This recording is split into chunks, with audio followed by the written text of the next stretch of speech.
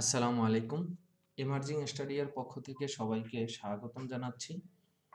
আশা করি শিক্ষার্থী বন্ধুরা তোমরা সবাই ভালো আছো, নিরাপদে আছো।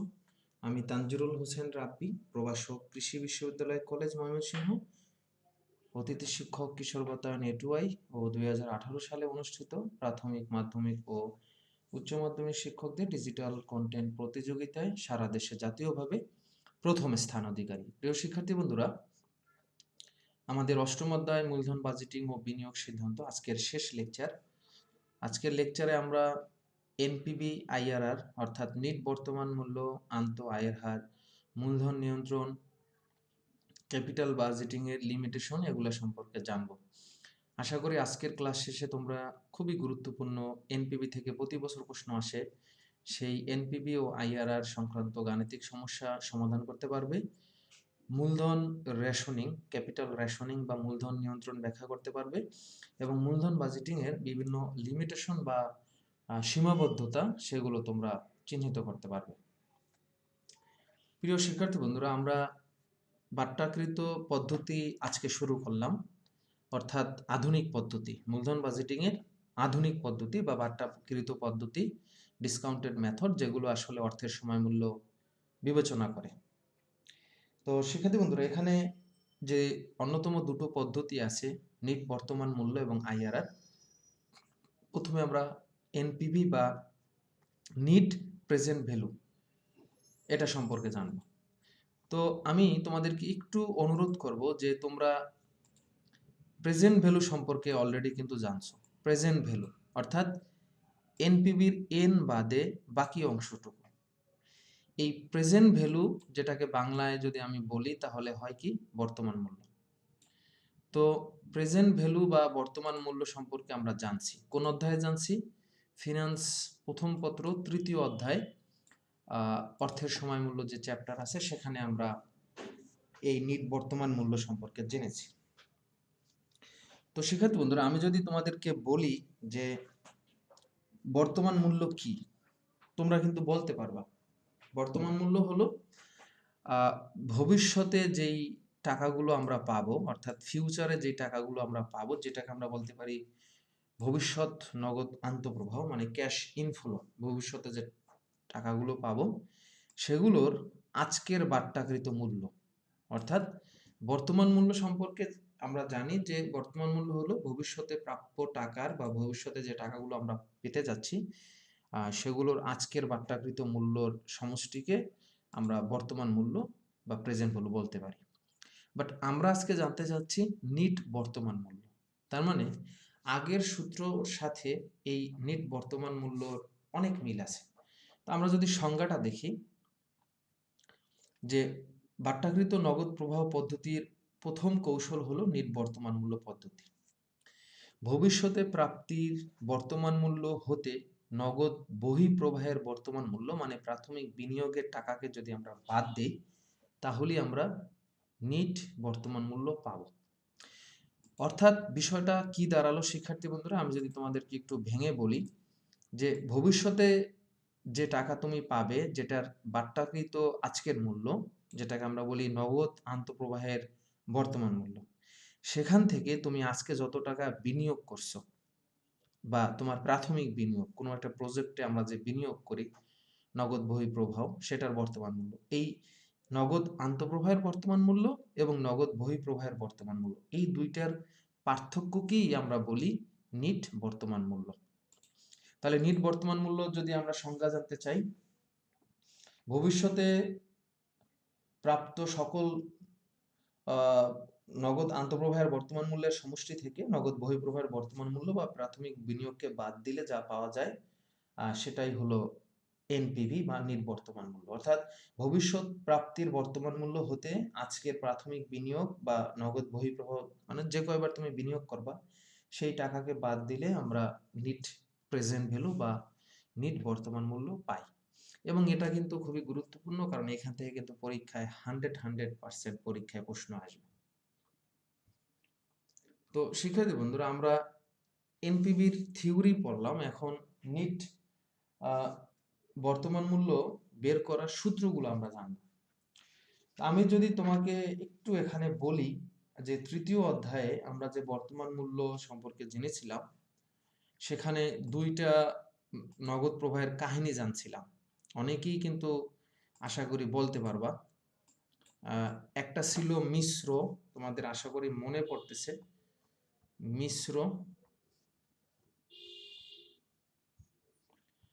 বা অসমান নগদ প্রবাহ। আচ্ছা, আর একটা ছিল সমান নগদ প্রবাহ, যেটাকে আমরা কিন্তু আসলে বার্ষিকই বলছি। সমান নগদ প্রবাহ যেটাকে আমরা বলছি কি বার্ষিক। তো আমাদের এই নিট বর্তমান মূল্য বের করার দুইটা পদ্ধতি। যদি উদ্দীপকে নগদ প্রবাহগুলো সমান হয় সেক্ষেত্রে একটা সিস্টেম, আর যদি নগদ প্রবাহগুলো অসমান হয় বা মিশ্র হয় সেক্ষেত্রে আর একটা সিস্টেম। তো এই দুইটা সিস্টেমে আসলে আমরা এনপিভি বের করতে পারি। তো আমরা সূত্রগুলো একটু দেখি। যদি নগদ আন্তঃপ্রবাহ অসমান হয় তাহলে আমরা এই সূত্র দিয়ে আমরা আমাদের এনপিভি বের করতে পারি। তো সূত্রটা তোমাদের কাছে একটু ব্যতিক্রম লাগতেছে, বাট আমি যদি এখন এটা একটা সিস্টেমে, আমার সিস্টেমে লিখি, যেটা আমি তোমাদেরকে হয়তো দেখাইছিলাম।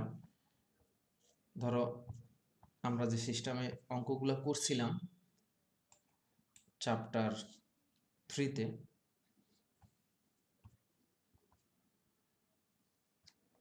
দেখো তো এই সূত্রটা আমাদের কাছে সবার পরিচিত লাগবে।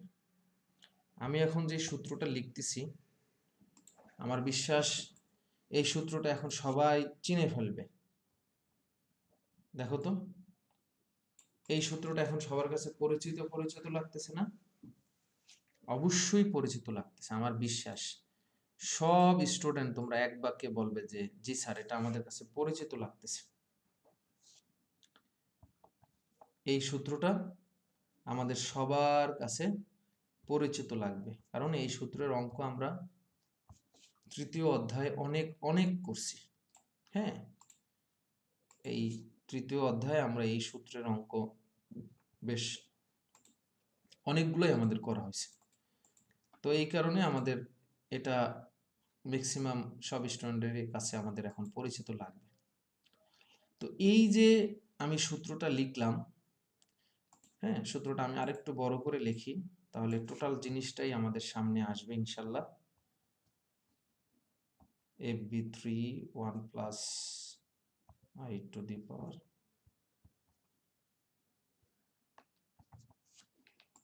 এখন দেখো এই যে সূত্রটা আমি লিখলাম, শিক্ষার্থী বন্ধুরা তোমরা সবাই এই সূত্রটা রিকগনাইজ করতে পারবা, চিনে ফেলতে পারবা।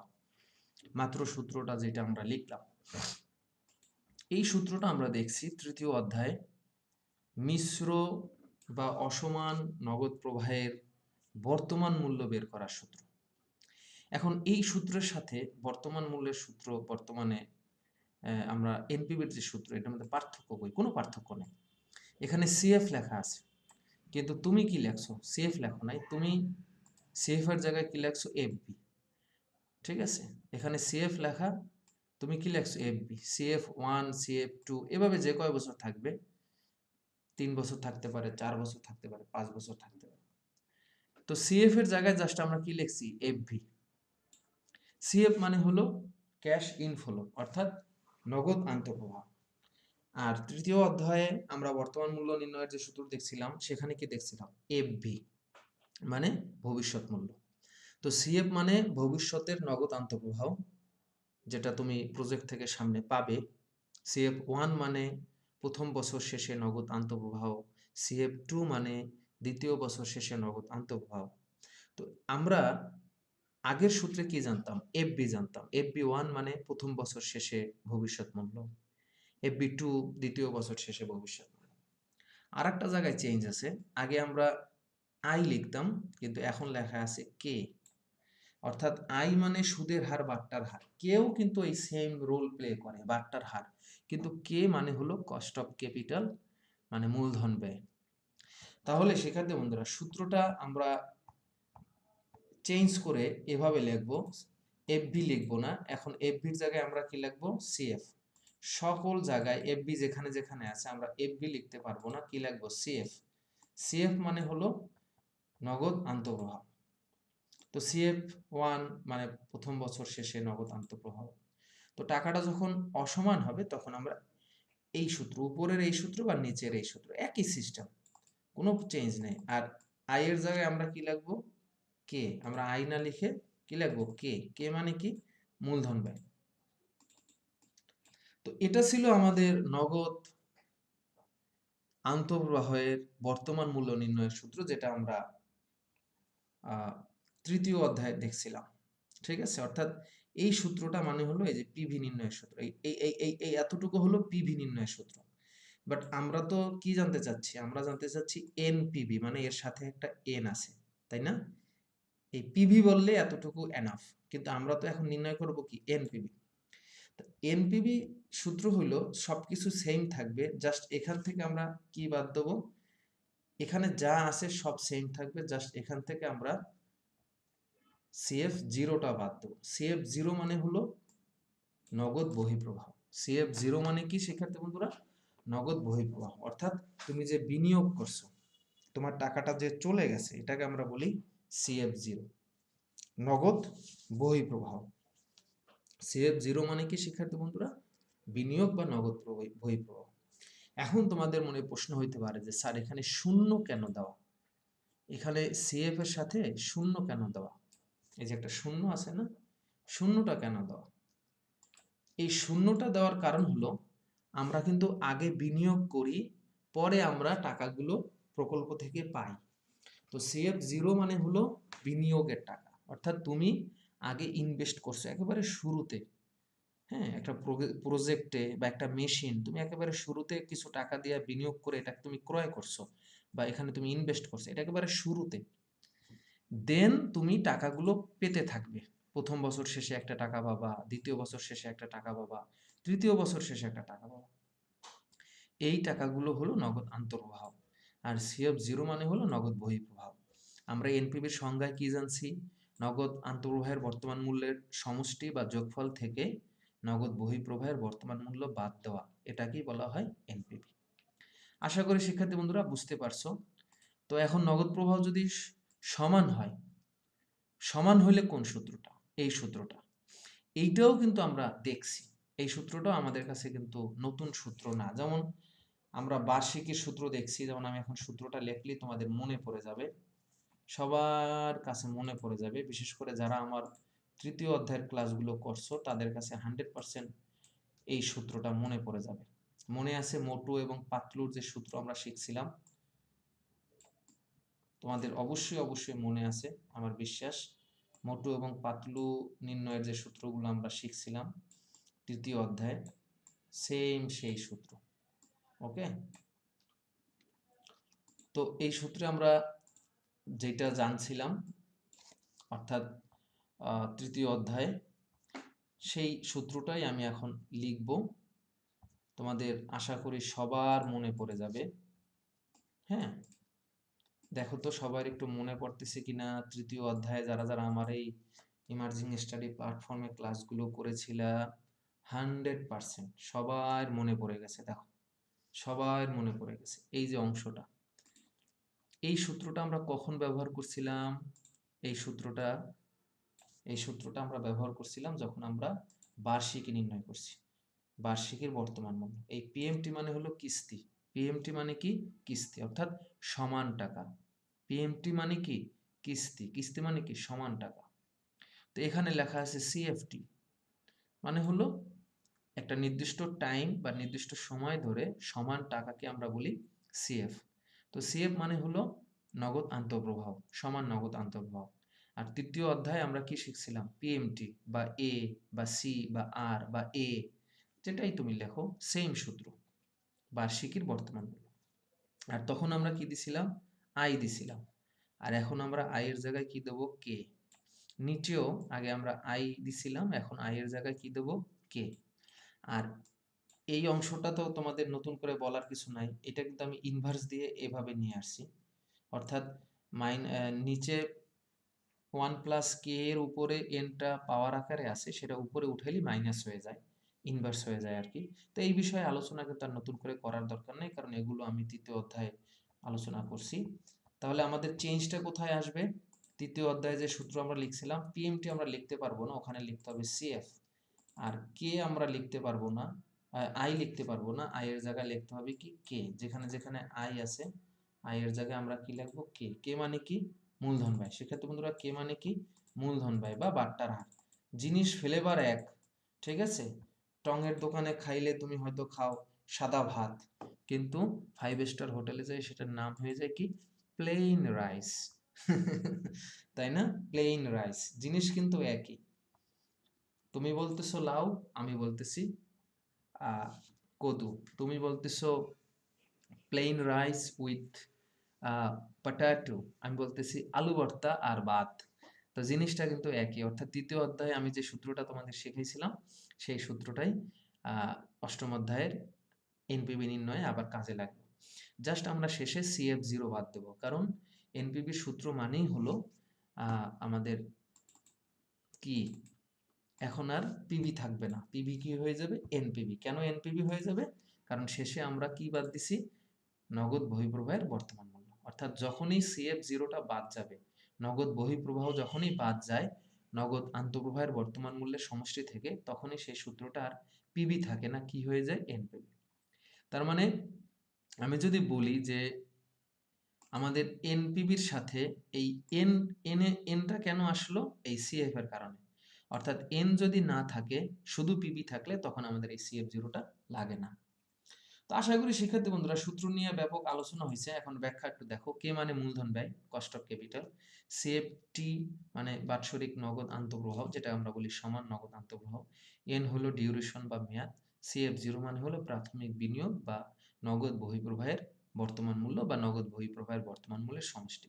এখানে নগদ বহিঃপ্রবাহ ম্যাক্সিমাম সময় একটাই থাকে, ইন্টারমিডিয়েট লেভেল বইতে এরকমই। আর যারা অনার্স লেভেলে বা বিবিএতে গেছো, তারা দেখবা নগদ বহিঃপ্রবাহ বছরে একাধিকবার হতে পারে। এগুলোকে বলা হয় আনইভেন ক্যাশ ফ্লো বা অসম নগদ প্রবাহ। সেক্ষেত্রে নগদ বহিঃপ্রবাহ আরো কয়েকটা হতে পারে। তো সেক্ষেত্রে সূত্রটা একটু চেঞ্জ হয়। তো আমাদের ইন্টারমিডিয়েট লেভেলে আসলে এই পর্যন্তই আমরা জানি, বেশি কঠিন না করি। এখন আসো, how can we take decision through this NPV technique? In this chapter, from previous lectures, we have known that we have to take decision uh, throughout this chapter. Either we can take decision from ARR, that already we have known from the very second class. In third class, we have known that we can take decision by payback period. Now we are going to take decision by NPV method. তো NPV result আমাদের তিন ধরনের হতে পারে। NPV result positive হতে পারে, NPV result negative হতে পারে, এনপিভি রেজাল্ট শূন্য হতে পারে। এখন এনপিভি রেজাল্ট যদি পজিটিভ হয়, এনপিভি রেজাল্টটা যদি শিক্ষার্থী বন্ধুরা কি পজিটিভ হয়, পজিটিভ মানে হলো এনপিভি শূন্যের চেয়ে বেশি। পজিটিভ রেজাল্ট মানে কি? এনপিভি রেজাল্ট শূন্যের চেয়ে বেশি। অর্থাৎ বিষয়টা এরকম, এনপিভি গ্রেটার দেন 0। শূন্যর চেয়ে বেশি রেজাল্ট, বড় রেজাল্টকে আমরা কি বলি? NPV greater than 0। যদি এনপিভি এরকম 0-র চেয়ে বড় হয়, সেক্ষেত্রে আমরা প্রকল্প কি করব? গ্রহণ করব। অন্যদিকে এনপিভি রেজাল্ট যদি ঋণাত্মক হয়, ঋণাত্মক মানে কি? শূন্যের চেয়ে কম। ঋণাত্মক মানে শূন্যের চেয়ে কম, অর্থাৎ শূন্যের চেয়ে ছোট। শূন্যের চেয়ে ছোট যদি কোনো রেজাল্ট আসে এনপিভি, সেক্ষেত্রে আমরা প্রকল্পটি গ্রহণ না করে কি করব? বাতিল করব। আবার এমন হতে পারে আমাদের স্বাধীন প্রকল্পের ক্ষেত্রে আমরা এভাবে সিদ্ধান্ত নেব। আবার পরস্পর বর্জনশীল প্রকল্পের ক্ষেত্রে আমাদের অনেকগুলো এনপিভি থাকতে পারে, মানে এ প্রকল্প, বি প্রকল্প, সি প্রকল্প। সেক্ষেত্রে যেইটার এনপিভি সবচেয়ে বেশি সেটা আমরা গ্রহণ করব, আর বাকিগুলো বাদ দেব, যেটাকে আমরা বলি পরস্পর বর্জনশীল প্রকল্প। তাহলে বিষয়টা কি দাঁড়ালো? আমরা যদি একটু সংক্ষেপ করি, এনপিভি ধনাত্মক হলে আমরা প্রকল্প গ্রহণ করব। এনপিভি রেজাল্ট যদি ঋণাত্মক হয়, তাহলে আমরা প্রকল্প বর্জন করব। আর এনপিভি রেজাল্ট শূন্য হতে পারে, কিন্তু আসলে এটা আদতে হয় না, এটা মানে আনরিয়েলিস্টিক ব্যাপার। যদি লাকিলি হয়ে যায়, সেক্ষেত্রে তুমি এটা গ্রহণ করতেও পারো, নাও করতে পারো। এটা ব্যবস্থাপকের উপরে মানে decision pending, third umpire review pending, না? রাইট। তো নর্মালি এনপিভি যদি শূন্যের থেকে বড় হয় মানে পজিটিভ হয়, তাহলে আমরা প্রজেক্ট গ্রহণ করব। আর এনপিভি শূন্যের চেয়ে ছোট হলে মানে ঋণাত্মক হলে আমরা প্রকল্প বর্জন করব। তাহলে আমরা শিক্ষার্থী বন্ধুরা এখন একটা অঙ্ক দেখি। এনপিভি সম্পর্কে যেহেতু আমরা জানলাম, আমরা একটা বাস্তবিক একটা অঙ্ক দেখি এনপিভি রিলেটেড। একটি প্রকল্পের প্রাথমিক বিনিয়োগ 10,000 টাকা এবং আগামী 5 বছর প্রকল্প হতে নগদ আন্তঃপ্রবাহ হবে যথাক্রমে 4,000 টাকা, দ্বিতীয় বছর 4,000 টাকা, তৃতীয় বছর 3,000 টাকা, চতুর্থ বছর 5,000 টাকা, পঞ্চম বছর 2,000 টাকা। বাট্টার হার 10%। আমাদের বের করতে বলছে নিট বর্তমান মূল্য নির্ণয় করো। তো এখানে শিক্ষার্থী বন্ধুরা আমরা যদি একটু দৃষ্টিপাত করি যে আমাদের টাকাটা, আমরা যদি একটু দৃষ্টিপাত করি এখানে টাকাটা কিন্তু আমাদের সমান না। অর্থাৎ 4 বছরে যেই 4টা ধরনের আমাদের নগদ আন্তঃপ্রবাহ হচ্ছে এগুলো কিন্তু সমান না। তুমি যদি দেখো এখানে দেখো 4,000, 4,000, 3,000, 5,000, 2,000, তার মানে এক এক বছর শিক্ষার্থী বন্ধুরা এক এক রকম। তার মানে টাকার পরিমাণটা কি সমান না। তো টাকার পরিমাণটা যদি সমান না হয় সেক্ষেত্রে আমরা অসমান নগদ প্রবাহের এনপিভি নির্ণয়ের যে সূত্রটা আছে শিক্ষার্থী বন্ধুরা, সেইটার মাধ্যমে আমরা এইটা নির্ণয় করতে পারি। তো আমরা সূত্রটা আগে লিখব। এনপিভি সমান সমান নিট বর্তমান মূল্য, নগদ আন্তঃপ্রবাহের বর্তমান মূল্য মাইনাস নগদ বহিঃপ্রবাহের বর্তমান মূল্য। তো আমরা সূত্রটা লিখলাম। আমরা এই ফরম্যাটে লিখতে পারি, অথবা আমি তোমাদের যে ফরম্যাট তৃতীয় অধ্যায়ে দেখাইছিলাম, তোমরা কিন্তু ইচ্ছা করলে তৃতীয় অধ্যায়ের সেই ফরম্যাটটাও রাখতে পারো শিক্ষার্থী বন্ধুরা, নো প্রবলেম। ওই ফরম্যাটেও করতে পারবা, আবার ইচ্ছা করলে এই ফরম্যাটেও তোমরা করতে পারবে। এটা তোমাদের উপর ডিপেন্ড করে তোমরা কোন ফরম্যাটে করবে, এটা নিয়ে কোনো প্যারা খাওয়ার কিছু নাই। এভাবে করলে আসলে ক্যালকুলেটরে একটু বেশি চাপা লাগে, আর আমি যে ফরম্যাটটা দেখাইছি সেখানে তোমার একটু সহজে করতে পারবে, এটা নিয়ে এত টেনশন নাই।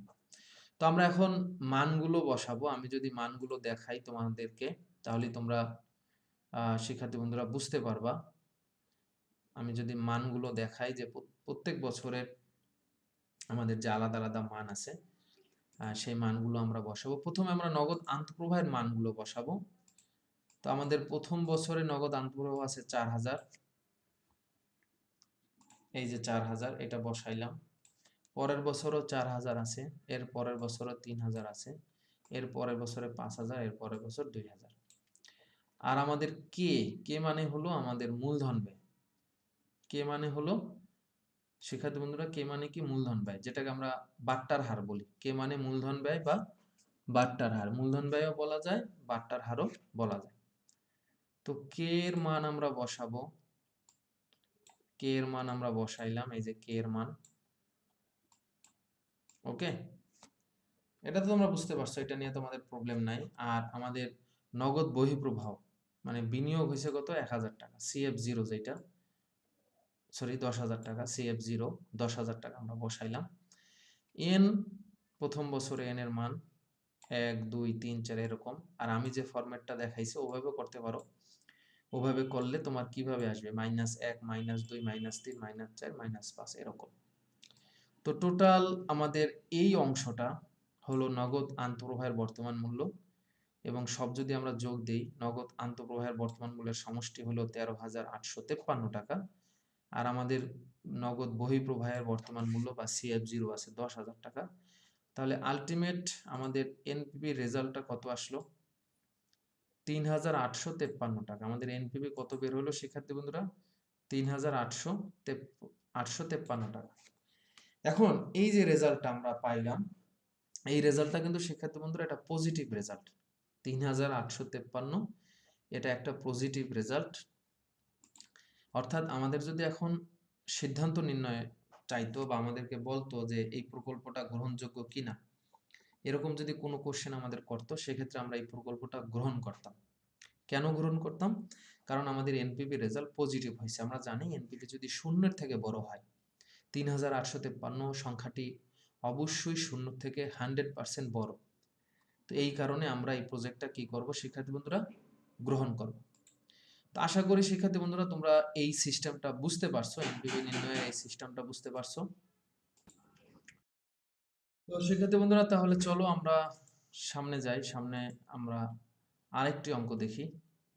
আমরা তো অসমান নগদ প্রবাহের এনপিভি নির্ণয় করা শিখেছি। এখন আমরা একটা সমান নগদ প্রবাহের এনপিভি কিভাবে নির্ণয় করে সেই বিষয়টা একটু দেখি।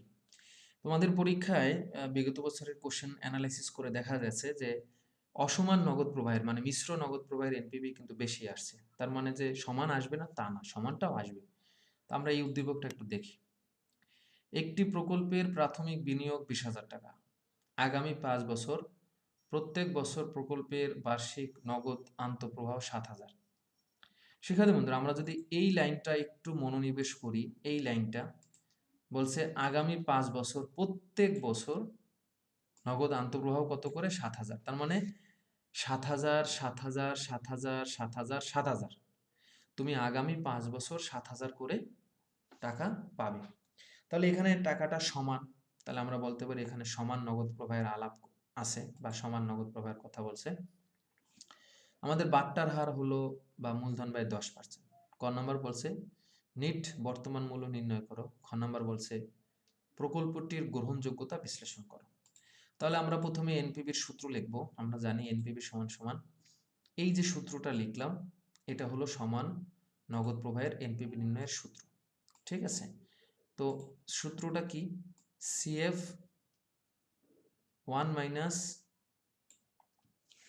1 plus K to the power minus N divide by K. এইভাবেও তোমরা করতে পারো, যেটা আমি তোমাদেরকে একটু আগে দেখাইছি, বা তোমরা এই সিস্টেমে যেটা মোবাইলের স্ক্রিনে তোমরা দেখতে পাচ্ছ এইভাবেও করতে পারো, অথবা তোমাদেরকে আমি যেটা দেখাইছিলাম আশা করি তোমাদের সেই সিস্টেমটা মনে আছে, সেভাবেও তুমি করতে পারো। আর রেজাল্টকে আমরা মাইনাস দেবো CF0। তো এখন এখানে কিন্তু আমাদের বলছে যে নগদ আন্তঃপ্রবাহ প্রতি বছর 7,000 এবং এটা কিন্তু সমান, যেহেতু সমান নগদ প্রবাহ এটা হলো কিস্তি, এই হলো 7,000 টাকা। তো আমাদের এখানে মূলধন ব্যয়, এই যে মূলধন ব্যয় আমাদের 10%, দেখো মূলধন ব্যয় দেওয়া আছে 10%। আর বিনিয়োগের টাকাটা, এই যে বিনিয়োগের টাকাটা 20,000। তো আমাদের এই অ্যানুইটির যে মানটা সেইটা আমাদের আসছে 3.790787। তোমরা 4 ঘর নিও, 4 ঘর যদি নেও সেক্ষেত্রে 3.7908 দিবা। তো এইটার রেজাল্ট আসছে, অর্থাৎ আমাদের সমান নগদ আন্তঃপ্রবাহের যে বর্তমান মূল্য সেইটার রেজাল্ট আসে 26,536। সেখান থেকে আমরা নগদ বহিঃপ্রবাহ বাদ দেব 20,000 এবং আমাদের এনপিভির ফাইনাল রেজাল্ট হয়েছে 6,536 টাকা। এবং এটার কিন্তু ডিটেলস লিখতে হবে। এখানে আমি ডিটেলস যদিও লিখি নাই, তোমাদেরকে অবশ্যই ডিটেলস লিখতে হবে। CF0 মানে নগদ বহিঃপ্রবাহ, CFT মানে হলো নগদ আন্তঃপ্রবাহ, এভাবে ডিটেলস তোমাকে অবশ্যই দিতে হবে। তো ডিটেলসটা যদি তুমি না দাও সেক্ষেত্রে কিন্তু প্রবলেম হবে। তাই শিক্ষার্থী বন্ধুরা অবশ্যই এটা লিখবা, কারণ এটার উপরে কিন্তু তোমার আলাদা মার্কস আছে। তো কে মানে মূলধন ব্যয় এটা লিখবা, এন মানে মেয়াদ এটা লিখবা। ঠিক আছে, এভাবে এগুলো অবশ্যই তুমি পূর্ণভাবে ব্যাখ্যা সহকারে লিখবা। তো এই হলো অবস্থা। এখন আমাদের সিদ্ধান্ত। তো আমরা সিদ্ধান্ত দেওয়ার ক্ষেত্রে আমাদের রেজাল্ট তো বের হয়েছে। হ্যাঁ, এখন দেখো যেহেতু আমাদের রেজাল্ট বের হয়ে গেছে, অর্থাৎ আমরা আগের যে অঙ্কটা করছি সেম অঙ্ক। এখন আমাদের এনপিভি কি? ধনাত্মক। আমাদের এনপিভি রেজাল্ট কি হয়েছে? ধনাত্মক। অর্থাৎ ধনাত্মক বলতে এখানে কি বোঝাচ্ছে? এই যে রেজাল্টটা 6,536, এটা কি জিরোর চেয়ে বড়। তার মানে জিরোর চেয়ে বড় মানে হলো পজিটিভ রেজাল্ট। আর আমরা জানি এনপিভি পজিটিভ হওয়া মানে প্রকল্প গ্রহণ করা উচিত। আর এনপিভি যদি ঋণাত্মক হইতো 6,536, এটার মানটা যদি এরকম আসতো, ধরো -536, এটা কি একটা নেগেটিভ ফিগার। এরকম নেগেটিভ ফিগার যদি আসে, অর্থাৎ জিরোর চেয়ে ছোট মান যদি এনপিভির হয়, সেক্ষেত্রে আমরা প্রজেক্ট গ্রহণ করব না, বর্জন করব। তো শিক্ষার্থী বন্ধুরা এখানে দেখো আরো একটি উদ্দীপক আছে।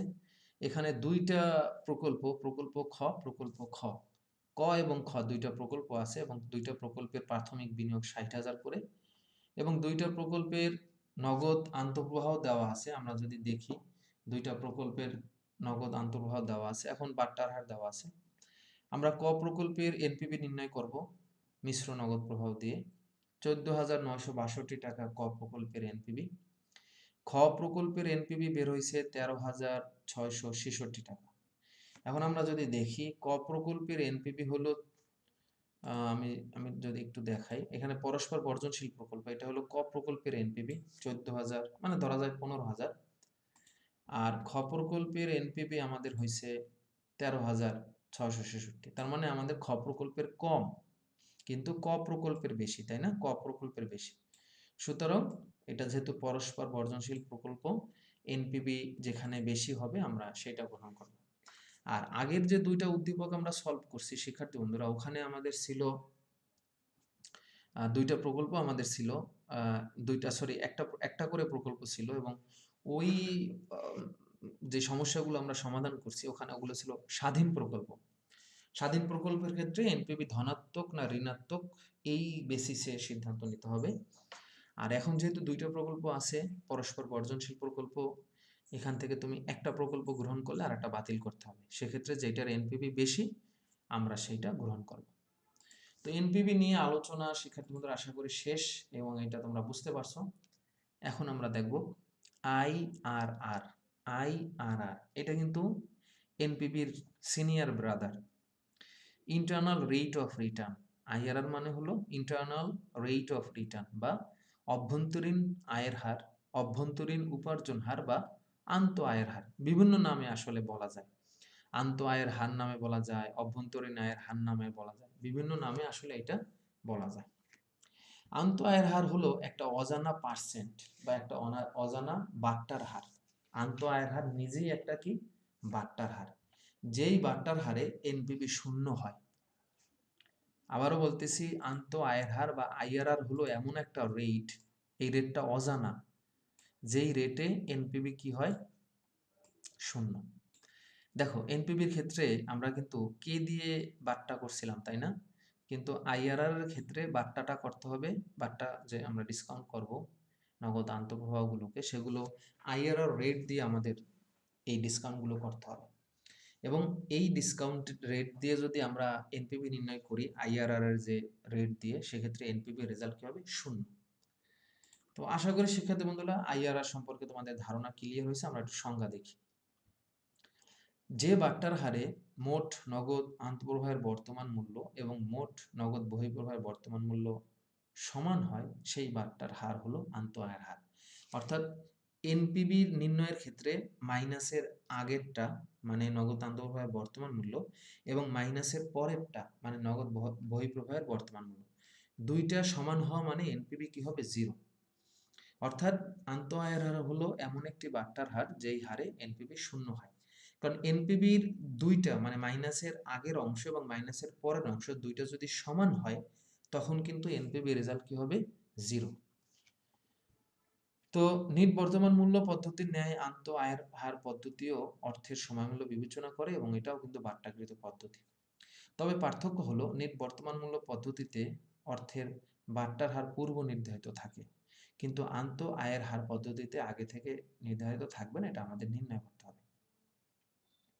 তো আন্ত আয়ের হার নির্ণয়ের জন্য আমাদের একটা শর্টকাট মেথড আছে যেটাকে আমরা বলি ট্রায়াল অ্যান্ড এরর মেথড। যেটাকে আমরা কি বলি শিক্ষার্থী বন্ধুরা? ট্রায়াল অ্যান্ড এরর মেথড, অর্থাৎ ভুল করে শেখা পদ্ধতি। এই ট্রায়াল অ্যান্ড এরর মেথডে যাওয়ার জন্য আমাদের দুইটা এনপিভি লাগবে এবং দুইটা আইআরআর এর বাট্টার হার লাগবে, অর্থাৎ আমরা যে ধরবো যে দুইটার বাট্টার হার, অর্থাৎ দুইটা ডিসকাউন্ট রেট রাখবে, দুইটা বাট্টার হার লাগবে, আর লাগবে দুইটা এনপিভি। একটা এনপিভি হবে বড় আর একটা এনপিভি হবে ছোট। সাধারণত বাট্টার হার ছোট হলে এনপিভি পজিটিভ হবে আর বড় বাট্টার হারে এনপিভি নেগেটিভ হবে। তো এখানে এলআর মানে হলো নিম্ন বাট্টার হার, যেটাকে আমরা বলি লোয়ার ডিসকাউন্ট রেট, আর এইচআর মানে হলো বড় বাট্টার হার, যেটাকে আমরা বলি উচ্চ বাট্টার হার। আর দুইটা এনপিভি লাগবে, আমি একটু আগেই বলছি, একটা এনপিভি লাগবে পজিটিভ যেটা নিম্ন বাট্টার হারে বের হবে, আর উচ্চ বাট্টার হারের একটা এনপিভি লাগবে যেটা হবে নেগেটিভ। এখন তুমি কিভাবে বুঝবা তোমার পজিটিভ এনপিভি আসবে না নেগেটিভ এনপিভি আসবে? তুমি আন্দাজে অনুমান করে একটা বাট্টার হার আগেই ধরবা, ধরো 10% ধরলাম। এখন 10% তো আসলে এনপিভি জিরো আসবে না, ধরো এনপিভি পজিটিভ আসলো, সেক্ষেত্রে তুমি বাট্টার হার বাড়াই দেবা। অর্থাৎ বাট্টার হার বাড়াইলে এনপিভি নেগেটিভ হওয়ার সম্ভাবনা বাড়ে। অর্থাৎ বড় বাট্টার হারে এনপিভি কি হবে? নেগেটিভ। আর ছোট বাট্টার হারে এনপিভি কি হবে? পজিটিভ।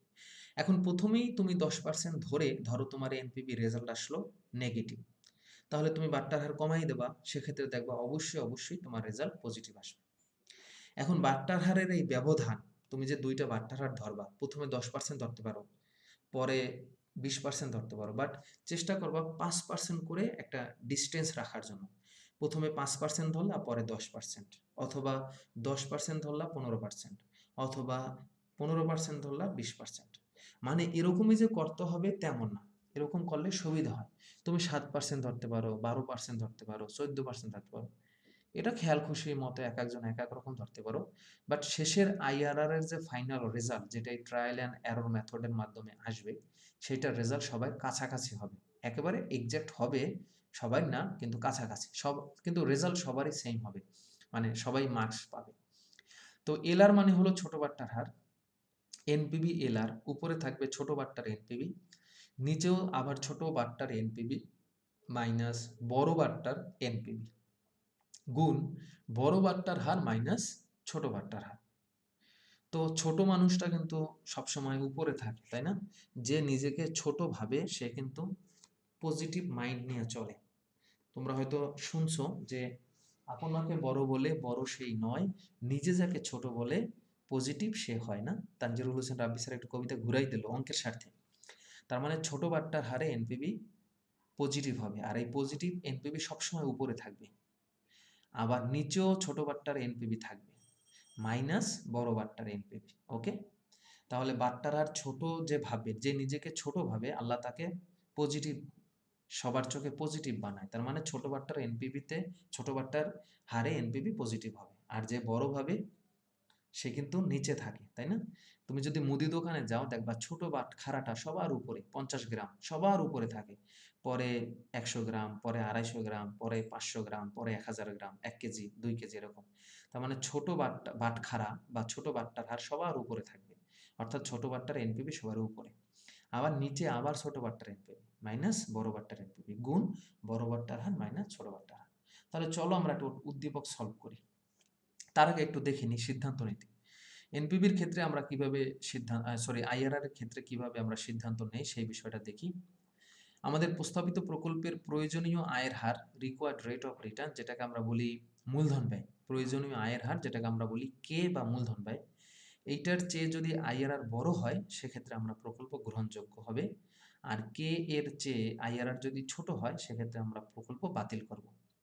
আবার প্রয়োজনীয় আয়ের হার এবং নিম্ন আন্ত আয়ের হার যদি সমান হয়, তাহলে অ্যাকসেপ্ট রিজেক্ট ডিসিশনটা ম্যানেজমেন্টের উপরে ডিপেন্ড করে, তারা যে সিদ্ধান্ত নেবে সেটাই ফাইনাল। আর পরস্পর বর্জনশীল প্রকল্পের ক্ষেত্রে, অর্থাৎ অনেকগুলো প্রকল্প যদি থাকে এ বি সি ডি, সেক্ষেত্রে আইআরআর যে প্রজেক্টের বেশি সেটা আমরা গ্রহণ করব এবং বাকিগুলো বাতিল করব। তাহলে আমরা সংক্ষেপে যদি বলি, আইআরআর যদি মূলধন ব্যয় হতে বেশি হয়, অর্থাৎ if IRR is greater than K, মানে মূলধন ব্যয়ের চেয়ে আমাদের আন্ত আয়ের হার যদি বড় হয়, সেক্ষেত্রে আমরা প্রকল্পটি গ্রহণ করব। আর আন্ত আয়ের হার যদি মূলধন ব্যয় হতে কম হয়, that means if IRR is lower than K, মানে মূলধন ব্যয়ের চেয়ে ছোট হয়, সেক্ষেত্রে আমরা প্রকল্প বর্জন করব। তাহলে আমরা একটা উদ্দীপক দেখি। একটি প্রকল্পের প্রাথমিক বিনিয়োগ আছে 36,000 টাকা, মানে CF0, যেখান থেকে আগামী 5 বছর প্রত্যেক বছরে উক্ত প্রকল্প হতে 11,200 টাকা করে পাওয়া যাবে। তার মানে এটা সমান নগদ প্রবাহ, প্রতি বছর সমানভাবে তুমি টাকাটা পাবা। কে এর মান দেওয়া আছে 16%। সেক্ষেত্রে তোমাদের একটা জিনিস মনে রাখতে হবে, কে মানে কিন্তু আইআরআর না, এই কে এর সাথে কিন্তু আইআরআর এর কোনো সম্পর্ক নাই। কে আলাদা জিনিস এবং আইআরআর আলাদা জিনিস, দুইটাই বাট্টার হার। কে নিজেও একটা বাট্টার হার, ডিসকাউন্ট রেট, আবার আইআরআর নিজেও একটা বাট্টার হার। বাট আইআরআর নির্ণয় করার ক্ষেত্রে আমরা এনপিভি যে বাট্টা করব, এনপিভির যে নগদ প্রবাহগুলোকে, সেগুলো আইআরআর এর নিজস্ব রেট দিয়ে বাট্টার হার, মানে আমরা যে বাট্টার হার ধরবো আইআরআর হিসাবে, সেই রেট দিয়ে বা সেই হার দিয়ে আমরা এনপিভিকে বাট্টা করব, মানে আন্তঃপ্রবাহকে বাট্টা করে এনপিভি বের করো। সেক্ষেত্রে মূলধন ব্যয়ের 16% তুমি ধরতে পারো, বাট এইটা কিন্তু কে হওয়ার কারণে ধরছে এরকম না, এটা নাও দেওয়া থাকতে পারে। উদ্দীপকে যদি কে নাও থাকে, সেক্ষেত্রেও কিন্তু আমরা আইআরআর বের করতে পারবো, কারণ আইআরআর এর সাথে কিন্তু কে এর কোনো সম্পর্ক নাই। যাই হোক, আমরা এখন আইআরআর নির্ণয় করি। তাহলে প্রথমেই আমরা একটা বাট্টার হার ধরি, ধরো 16%। এইটা নাই, এই 16% মানে এই 16% না, তুমি 10% ধরতে পারো, 20% ধরতে পারো, কিন্তু ব্যবধানগুলো পাস করে রাখবা। অর্থাৎ প্রথমে পজিটিভ আসলে পরে যে নেগেটিভের জন্য তুমি বাড়াবা, বা প্রথমে নেগেটিভ আসলো পরে পজিটিভের জন্য যে কমাবা, ব্যবধানটা পাস করে রাখতে পারো। তো আমরা 16% ধরে এনপিভি নির্ণয় করি। ধরো আমরা এনপিভি নির্ণয় করছি। তো এখানে একটা বিষয় একটু কনফিউশন অনেকেরই আছে, সেটা হলো কে এখানে তোমরা না লেখাটা বেটার। আমি এইটা একটু তোমাদের স্মরণ করাই দিই, আবার লিখলে যে ভুল হবে একেবারে মহাভারত অশুদ্ধ হয়ে যাবে তা না। এখানে কে আসলে না লেখাটাই বেটার। এখানে তুমি আইআরআর, সরাসরি আইআরআর লিখবা এখানে, অর্থাৎ এখানে তুমি কি লিখবা, আইআরআর। আমি বিষয়টা একটু দেখাই, তাহলে তোমরা বুঝতে পারবা। অর্থাৎ আমি বলতে চাচ্ছি এরকম, তুমি এখানে তো আইআরআর দিয়া তুমি বাট্টার হারকে, মানে এগুলার তুমি বাট্টা করতেছো, তাই না? তাহলে সরাসরি এখানে আইআরআর লিখবা, সেটা লেখাই বেটার। বাট এখন কে লেখা আছে তুমি লিখতে পারো, এটা সমস্যা নাই, কিন্তু উচিত হলো আইআরআর দিয়ে এটা বাট্টাটা করা, যেহেতু আমরা আইআরআর দিয়ে বাট্টাটা করব। তো যাই হোক, আমরা এখানে সূত্র লিখলাম। আমি কিন্তু আবারও বলতেছি শিক্ষার্থী বন্ধুরা, এই কে কিন্তু আমরা লিখবো না, কে আলাদা জিনিস, আমি মুছে দিলাম, বাট তোমরা এভাবে করলে ভুল হবে যে বিষয়টা, তা না। যাই হোক, 16% যখন আমরা ধরলাম, 16% আমরা ধরলাম, আইআরআর এর মান 16% ধরে আমরা চেক করে দেখলাম যে আইআরআর এর রেজাল্ট কি আসলো, পজিটিভ 669 টাকা। এটা একটা পজিটিভ রেজাল্ট, তাই না? তাহলে এখন আমাদের কি করতে হবে, আর একটা এনপিভি দরকার নেগেটিভ, যেহেতু পজিটিভ একটা এনপিভি পাইছি, আর একটা আমাদের নেগেটিভ এনপিভি দরকার। তারপরে আমরা ট্রায়াল অ্যান্ড এরর মেথডে যাব। তো এখন আমাদের কি করতে হবে, বাট্টার হার কমাইতে হবে না বাড়াইতে হবে? তোমাদেরকে আমি একটু আগে কবিতা শিখাইছি যে নিজে যাকে বড় বলে নেগেটিভ সেই হয় মানুষ, নিজে যাকে ছোট ভাবে পজিটিভ সেই হয়। অর্থাৎ তুমি নিজেকে ছোট ভাবলে মানুষ তোমাকে পজিটিভ ভাবে নেবে, আর তুমি নিজেকে খুব বড় বড় ভাবলে, অহংকার করলে, মানুষ তোমাকে নেগেটিভ মাইন্ডেড ভাববে। তা আমাদের তো এখন নেগেটিভ মাইন্ডেড লাগবে, তাই না? সেজন্য আমরা কি করব, বড় ভাববো। অর্থাৎ এই বাট্টার হার 16% থেকে, এই বাট্টার হারটা 16% থেকে আমরা এখন কি করব, বাড়াই দেব। আমরা বাড়াইয়া একটা বাট্টার হার ধরব। তো 16% বাট্টার হারে আমাদের এনপিভি কিন্তু পজিটিভ আসছে। এখন বাট্টার হার আমরা বাড়াই দিলাম। এখন বাড়ায়া কত দেবা, আমি কিন্তু বলছি 5 করে ধরবা, কিন্তু এখানে আমি 17% ধরছি জাস্ট উদাহরণের জন্য। কিন্তু এইটাই যে করতে হবে বিষয়টা এরকম না। আসলে আমার এই উদ্দীপকের তথ্যগুলো খালেকুজ্জামান স্যার, ফিনান্স ব্যাংকিং ও বীমার লেখক, একজন স্বনামধন্য। মূল লেখক আসলে আমাদের ঢাকা ভার্সিটির হারুনুর রশিদ স্যার, যিনি সিটি কলেজের সহকারী অধ্যাপক। তো ওই স্যারের বই থেকে আসলে আমি উদাহরণটা নিয়েছি। তো আসলে তোমরা যেটা করবা, পরীক্ষায় আসলে এরকম 1% করে বাড়াইলে কিন্তু তোমার কাঙ্ক্ষিত রেজাল্টটা আসবে না। এই জন্য তুমি 5 করে ধরবা। প্রথমে 15 ধরলা, পরে 20 ধরলা, প্রথমে 10 ধরলা, পরে 15 ধরলা। তো প্রথমে 16 ধরছি, তুমি 15 কি বলে 21 ধরতে পারতা, বাট 17% এসে যায়, এই কারণে আমি এটা ধরছি। তো এনপিভি 17% আমরা যখন বাট্টা করলাম, অর্থাৎ আইআরআর 17% ধরে আমরা যখন দেখলাম আমাদের এনপিভি রেজাল্ট আসছে কি নেগেটিভ, তার মানে আমরা একটা পজিটিভ এনপিভি পাইছি আর একটা নেগেটিভ এনপিভি পাইছি। এখন প্রশ্ন হলো, প্রথমেই যদি তোমার এরকম নেগেটিভ আসতো, তখন তুমি কি করতা, বাট্টার হার কমাই দিতা। অর্থাৎ প্রথমে নেগেটিভ আসলে বাট্টার হার কমাই দেব, প্রথমে পজিটিভ আসলে বাট্টার হার বাড়াই দেব। তো আশা করি বিষয়টা বুঝতে পারছি। এখন আমরা ট্রায়াল অ্যান্ড এরর মেথডে যাই। আমাদের আইআরআর যেই সূত্রটা, এখন সারা জীবন তো আমরা এরকম এনপিভি রেজাল্ট শূন্য বানানোর চেষ্টা করব না, তাই না? কারণ আমাদের পরীক্ষার হলে তো সময় পাবো 3 ঘন্টা। এখন এই এনপিভি শূন্য করার জন্য আবার একটু বাড়াবো, আবার একটু কমাবো, আবার একটু, এরকম চোর পুলিশ কি খেলার টাইম আছে? নাই। এরকম কুতকুত খেলারও টাইম নেই, চোর পুলিশ খেলারও টাইম নেই, এই জন্য আমরা শর্টকাট মেথডে চলে যাব। আসলে তুমি যদি চেষ্টা করো, এক সময় না এক সময় এনপিপি রেজাল্ট শূন্য আসতে বাধ্য, বাড়াইয়া কমাইয়া বাড়াইয়া কমাইয়া দশমিকের পর একটু একটু করে, কিন্তু সেভাবে তো সম্ভব না। এই জন্য আমাদের শর্টকাট মেথড হলো ট্রায়াল অ্যান্ড এরর মেথড, ভুল করে শেখা পদ্ধতি, সেই পদ্ধতিতে আমরা চলে আসলাম। সেক্ষেত্রে আমাদের সূত্রে প্রথমে এলআর, এলআর মানে ছোট বাট্টার হার, আমরা ছোট বাট্টার হার কিন্তু ধরছি কত, আমাদের ছোট বাট্টার হার এই যে 16%, এই হলো 16% মানে 0.16। তো ছোট বাট্টার এনপিভি আমরা একটু আগে বের করছি 669, এইটা উপরেও থাকবে, এইটা নিচেও থাকবে। বড় বাট্টার এনপিভি হলো -171, এই -171 কিন্তু রেজাল্ট, আমি বলতেছি এই যে -171 এটা কিন্তু রেজাল্ট, এটা আমাদের ফল। আর এইখানে যে একটা মাইনাস আছে, এই যে মাইনাসটা, এই যে মাইনাসটা, এটা কিন্তু সূত্রের মাইনাস, এই যে সূত্রের মাইনাস, আর এই মাইনাসটা হলো ওর নিজের মাইনাস। ওকে, এই বিষয়টা খেয়াল রাখবা। বড় বাট্টার হার থেকে ছোট বাট্টার হার আমরা বাদ দিলাম। যাই হোক, নিচে মাইনাসে মাইনাসে কিন্তু প্লাস হয়ে যাবে, নিচে থাকে 840 আর উপরে 669 তো থাকেই। তো এখন কিন্তু একটা জিনিস এখানে মনে রাখতে হবে শিক্ষার্থী বন্ধুরা, এখানে কিন্তু এই যোগের কাজ আগে না, আগে হইলো গুণের কাজ। আগে কিসের কাজ? গুণের কাজ।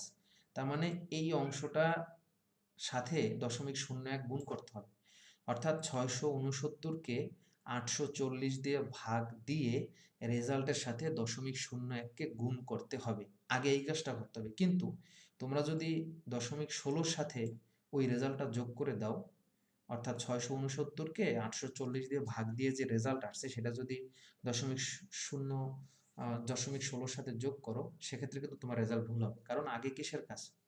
গুণের কাজ।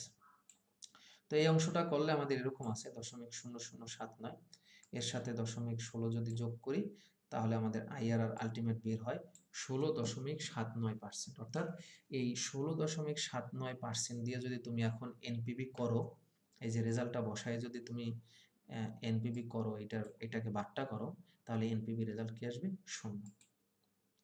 আশা করি এটা বুঝতে পারছো শিক্ষার্থী বন্ধুরা। তো এখানে আরেকটা উদ্দীপক আছে, এই উদ্দীপকটা হলো মিশ্র নগদ প্রবাহ, এইটার আইআরআর বের করতে হবে। এগুলো কিন্তু আসলে সময় সাপেক্ষ। দেখো, তো আমরা প্রথমে বাট্টার হার 12% ধরছি, 12%-এ আমাদের রেজাল্ট আসছে 14,961 পজিটিভ, তার মানে আমরা বাড়াই দেব, অর্থাৎ বাট্টার হার 12%-এ আমাদের পজিটিভ রেজাল্ট আসছে। এখন এটাকে আমরা কি করব? বাড়াই দেব, বাড়াই দিলে এটা কি হয়ে যাবে? নেগেটিভ হয়ে যাবে। তো বাট্টার হার আমাদের এখন কি করতে হবে? বেশি ধরবো, ধরো 25% ধরলাম। কত পার্সেন্ট? 25%। তো 25%-এ দেখো আমাদের এনপিবি কিন্তু নেগেটিভ আসছে, -5251। তাহলে একটা পজিটিভ আসছে আর একটা নেগেটিভ আসছে।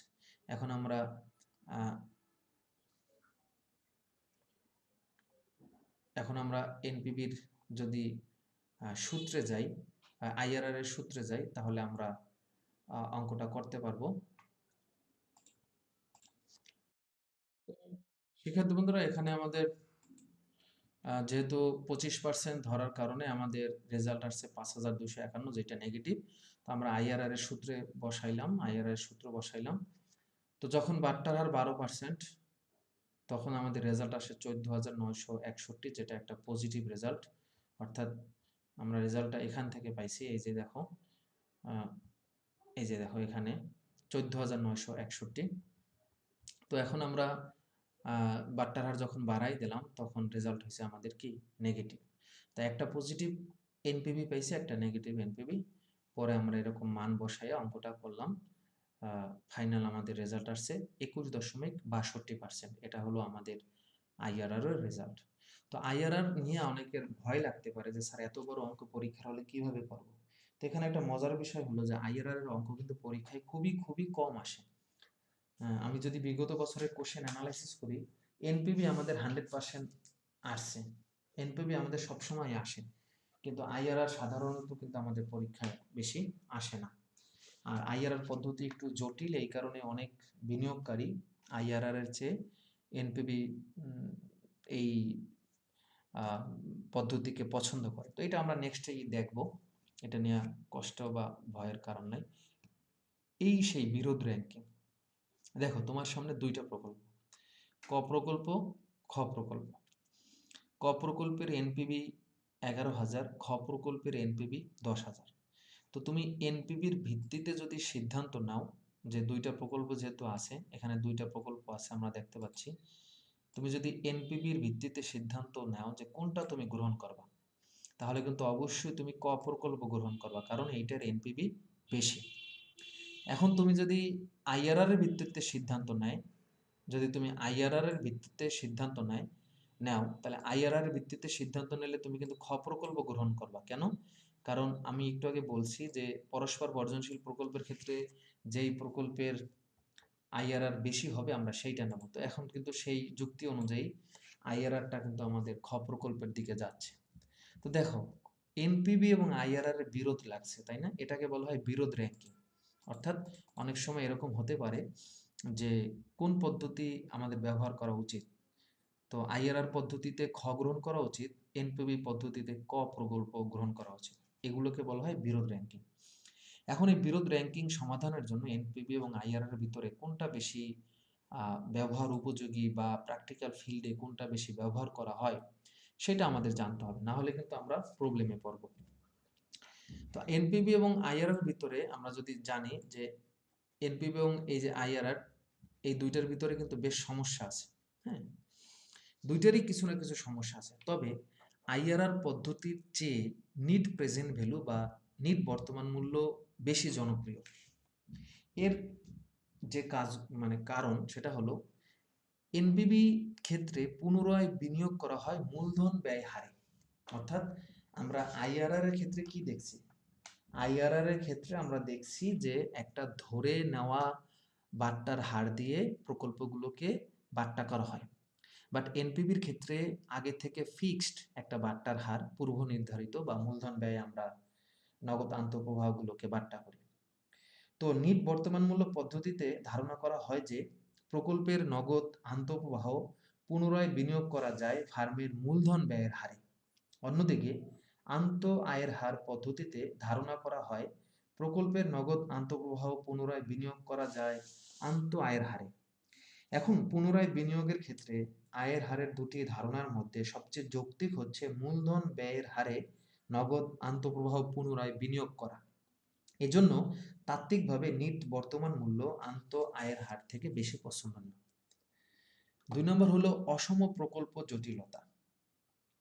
কোনো প্রকল্পে অসম নগদ প্রবাহ যদি হয়, সেক্ষেত্রে আন্ত আয়ের হারের মাধ্যমে সঠিক সিদ্ধান্ত গ্রহণ করা জটিল হয়ে যায়। অসম প্রকল্প বলতে বোঝাচ্ছে, আমরা একটু আগে যে অঙ্কগুলো করছি সেক্ষেত্রে বিনিয়োগের টাকা কিন্তু একবার হয়েছে, অর্থাৎ CF0 একবার। কিন্তু কখনো কখনো এরকম হইতে পারে যে বিনিয়োগের টাকা কয়েকবার হতে পারে। অর্থাৎ নর্মালি আমরা ধরে নেই যে CF0 মানে শুরুতে বিনিয়োগ করি, কিন্তু অনেক সময় দেখা যায় যে তুমি প্রজেক্ট রানিং আছে, তুমি চতুর্থ বছরে গিয়ে বিনিয়োগ করলাম, তাহলে এখানে কিন্তু বিনিয়োগের টাকাটা দুইবার হইল।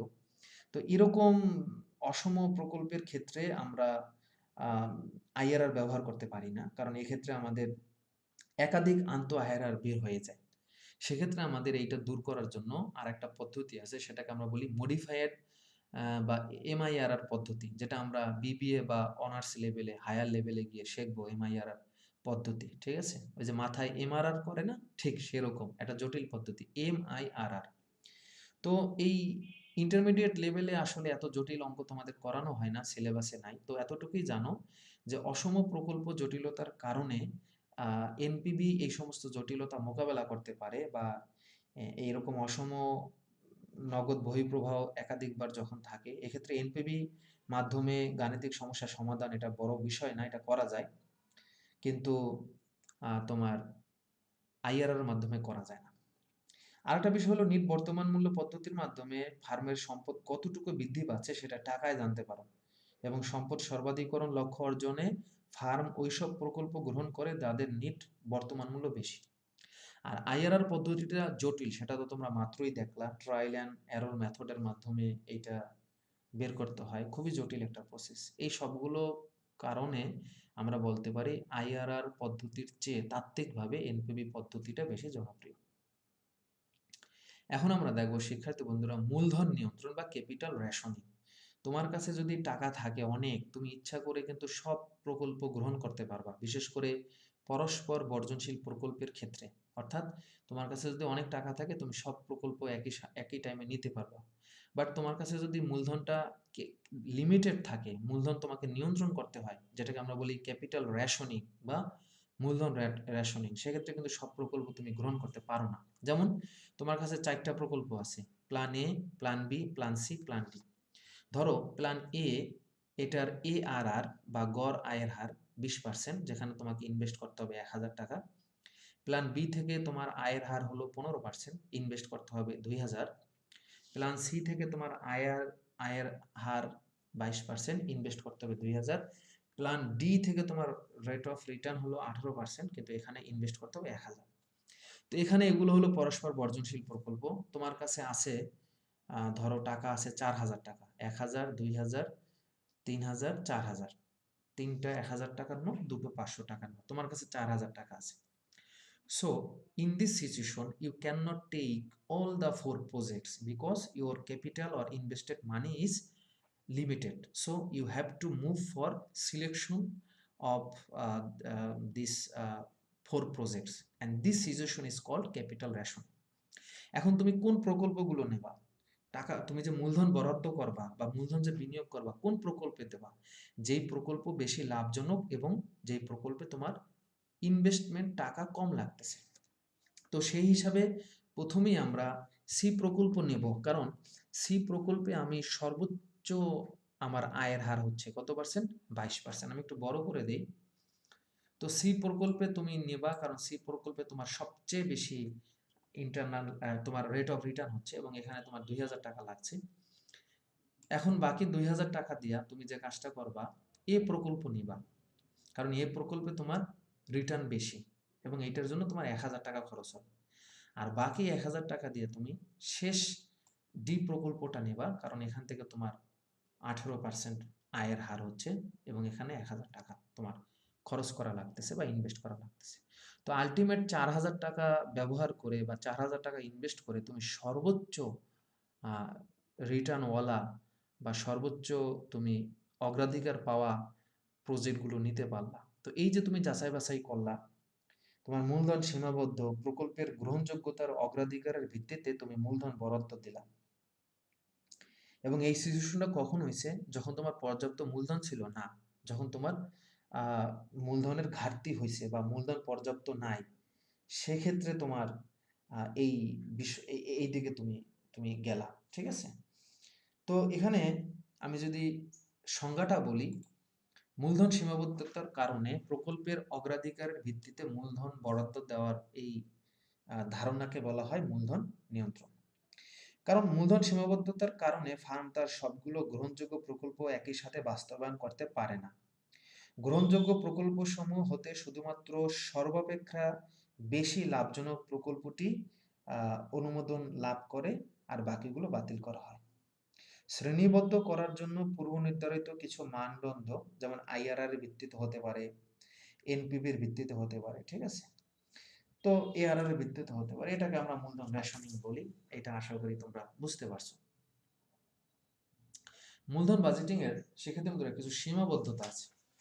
প্রথম হলো অনিশ্চিত বিশ্ব। ব্যবসা জগতে অনিশ্চয়তা সবসময় বিরাজমান। যেখানে অনিশ্চয়তা রয়েছে সেখানে ঝুঁকি থাকে। কোন প্রকল্পে বিনিয়োগকারীগণ তখনই মূলধন বিনিয়োগ করে যখন ওই প্রকল্প হতে প্রাপ্ত মুনাফা বা নগদ প্রবাহের ব্যাপারে নিশ্চিত হয়ে যায়।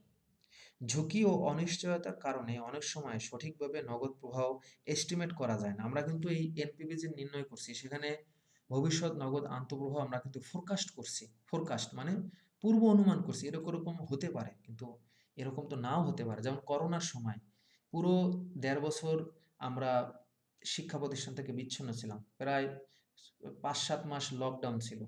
তো ব্যবসায়ীরা তো আগে থেকে এটা অনুমান করছিল যে সব স্বাভাবিকভাবে যাবে, কিন্তু আসলে কি স্বাভাবিকভাবে হয়েছে? না।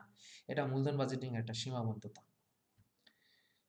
এখন কি কি কারণে অনিশ্চিত হতে পারে? যেমন সরকারের কর নীতি, বাণিজ্য নীতি, আমদানি রপ্তানি নীতি, বৈশ্বিক মহামারী, হ্যাঁ, যেটা করোনা আমরা বলেছি। এই সমস্ত কারণে তোমার অনিশ্চিত অবস্থা আসতে পারে। আবার কিছু কিছু বিষয় আছে যেগুলো কিন্তু নিয়ন্ত্রণ করা যায়, আবার কিছু কিছু বিষয় আছে যেগুলো নিয়ন্ত্রণ করা যায় না। যেমন কোনো কোম্পানির একজন ভালো ভালো প্রধান এক্সিকিউটিভ অফিসার পদত্যাগ করলো, অথবা প্রোডাকশন ম্যানেজার মারা গেল, তো এগুলো তো তুমি নিয়ন্ত্রণ করতে পারবা, বাট সরকারের কর নীতি, বাণিজ্য নীতি, আমদানি নীতি, এগুলো তুমি কিভাবে নিয়ন্ত্রণ করবা? ভালো একজন কিন্তু তুমি ম্যানেজার নিয়োগ করতে পারবা, ভালো একজন তুমি প্রোডাকশন ম্যানেজারকে নিয়ে আসতে পারবা, নতুন একজন কর্মকর্তা তুমি হায়ার করে নিয়ে আসতে পারবা, যেটাকে আমরা বলি head hunting. But can you control the COVID? No. চাহিদার পরিবর্তন। আমরা নগদ আন্তঃপ্রবাহের কথা যে বলছি, আমরা পণ্য বিক্রি করে বা একটা মেশিন কিনলাম বা একটা প্রজেক্টে ইনভেস্ট করলাম, ধরো মাছ প্রকল্পে, সেই মাছ বড় করে তুমি বিক্রি করবা, কিন্তু ভোক্তারা যদি ওই মাছ না খায়, বা এমন যদি হয় যে ওই মাছের অ্যালার্জি হচ্ছে, যেমন আমরা মুরগির ক্ষেত্রে দেখছি বার্ড ফ্লু, গরুর মাংস মিটের ক্ষেত্রে দেখছি অ্যানথ্রাক্স, তো এরকম বিভিন্ন ভাইরাস আসতে পারে। হ্যাঁ, চাহিদার পরিবর্তনের সাথে পণ্য বিক্রয়ের পরিবর্তন সম্পর্কিত। বিনিয়োগ প্রকল্পের উৎপাদিত পণ্য বিক্রয়ের উপর নির্ভর করে নগদ প্রবাহের পরিমাণ। চাহিদার পরিবর্তনের ফলে নগদ প্রবাহ প্রাক্কলন করতে সমস্যা হয়, এবং চাহিদা বিভিন্ন কারণে পরিবর্তন হতে পারে, যেমন দ্রব্যের দাম, ভোক্তার রুচি, অভ্যাস, ক্রেতার আয়, জনসংখ্যা, ঋতুর পরিবর্তন, বিকল্প দ্রব্য মূল্যের পরিবর্তন, পরিপূরক দ্রব্য মূল্যের পরিবর্তন, দামের ভবিষ্যৎ গতি, এসব কারণে বিক্রয়কে আগে থেকে মূল্যায়ন করা যায় না, এবং চাহিদার পরিবর্তনে মূলধন বাজেটিং যেভাবে ধরি সেভাবে হয় না।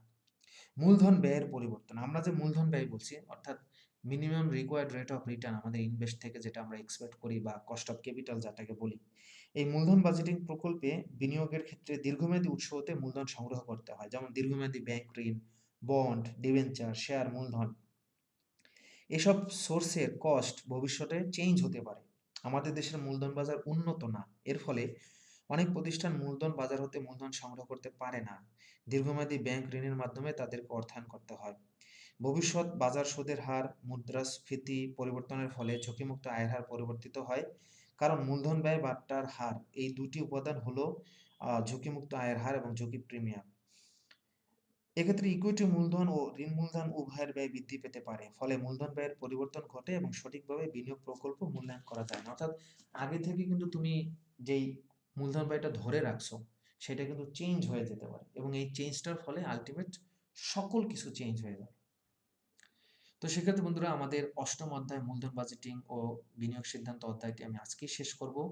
ইমার্জিং স্টাডিতে যারা আজকের ক্লাসটি করেছো, তানজিরুল হোসেন রাব্বি স্যারের সবাইকে অনেক অনেক শুভকামনা এবং থ্যাঙ্কস জানাচ্ছি। নেক্সট ক্লাসে আমরা নবম অধ্যায় ঝুঁকি ও মুনাফা শুরু করব। সে পর্যন্ত সবাই ভালো থাকো, নিরাপদে থাকো। আসসালামু আলাইকুম ওয়া রাহমাতুল্লাহ।